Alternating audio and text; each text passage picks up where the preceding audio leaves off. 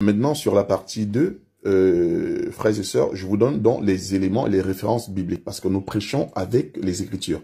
Nous ne prêchons pas avec des émotions, nous ne prêchons pas avec du sentimentalisme, non, nous prêchons avec les Écritures. Lisons.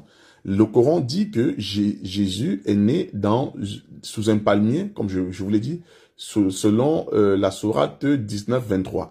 Maintenant, quand nous prenons Luc, Amen, c'est bien le livre de Luc, je suis dans Luc, Amen, Luc 2, à partir du verset 7, la Bible déclare ceci.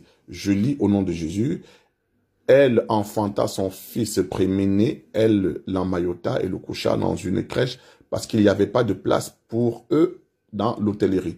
Donc ici, c'était en ville. Amen. Et non dans un désert quelconque. Nous continuons.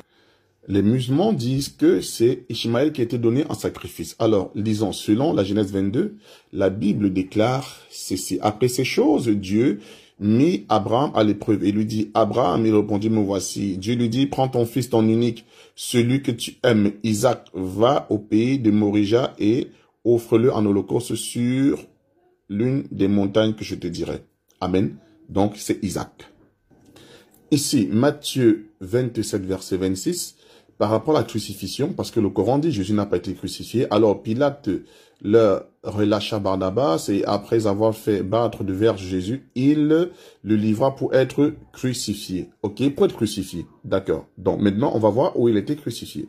Au verset 38, avec lui furent crucifiés deux brigands, l'un à sa droite et l'autre à gauche. Donc ici, Jésus a bien été crucifié, selon la Bible. Amen. Marc 16, verset 6. Il leur dit, ne vous épouvantez pas, vous cherchez Jésus-Christ de Nazareth qui a été crucifié. Il est ressuscité et il n'est point ici.